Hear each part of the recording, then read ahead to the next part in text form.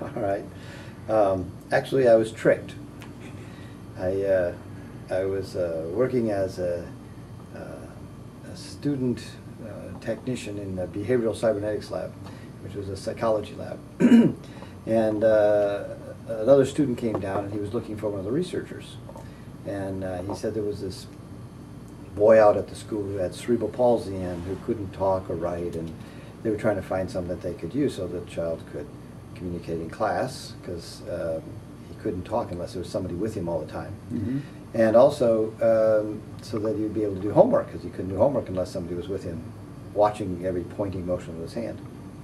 And so he was looking for one of the researchers working on eye tracking. And so the person wasn't there, and I said, well, you know, I don't think it's going to work for you, because you need to be in a room that's completely pitch dark, and you have to bite on a bite block so your head doesn't move. And then it takes him about 15 minutes for him to tune up these little diodes that bounce off the eye. And so he said, well, okay, well, I'll come back tomorrow. So he came back tomorrow, and I saw him coming out from behind. And I said, did you see Pat? He said, oh yeah, I saw Pat. And I said, well, what do you think?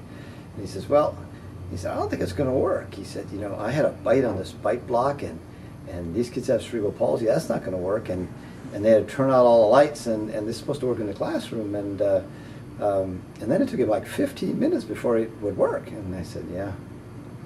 And I said, well, you know, I've been thinking about this, so why don't you try this?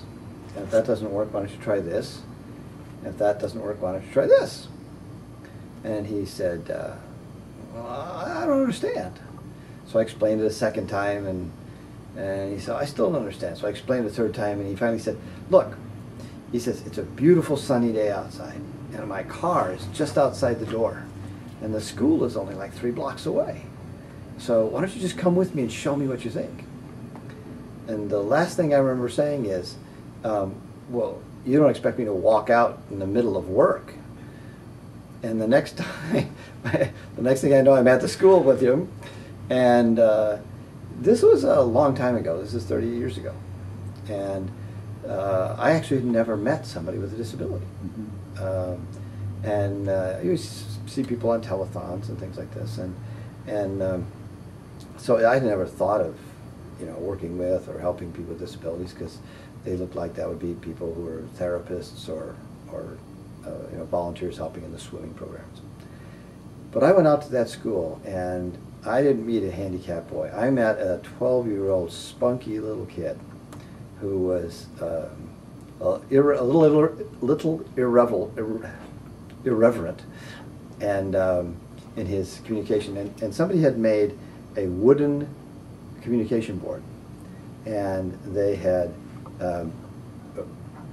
with a wood burned the letters of the alphabet, and he would just slowly, you know, point to one character, and then he would point to the next, and it took forever, but he spelled things out in complete, and they were funny or witty or wry, and I was just completely taken, and I just, the first idea I threw out when I met him. The second idea I threw out within a few minutes of working, trying things with him. And the third idea worked, but it was slower than what he did already on his communication board. So he would be independent and glacially slow. So I just said, no, we've got to figure out how to be able to interpret the erratic pointing motions that he was doing. So I quit my job, and I joined with this other fellow, and we gathered a bunch of students, and we had 15 to 20 students. Over time it changed a little bit, and they were OTs and PTs and communicative disorders and educational technology, special education, we had just all these different people from all different, I have no idea where we found them all, and a bunch of engineers, and we just started working, and we created something that worked for him, and could interpret his movements, and printed out on a huge Freedom Flexor writer, because we were doing all this with surplus. And we went on the telethon, and all of a sudden we started getting calls. You know, we thought this was like, you know, one child. And it turned out we're getting all these other people from around the state and nearby states that had seen the telecast and had said, you know, I have a child just like this. And one from one who'd spelled out the whole message. Somebody had written it down for them, had written to us themselves. And so all of a sudden now we're trying to make systems for all of these people. And we started researching what else was being done, because this was a bigger problem and not everybody was like this. We were seeing other kids and this wasn't right, but what was? And so we started gathering and it was really hard. Everybody wrote about what they did, but nobody was writing about what everybody else did.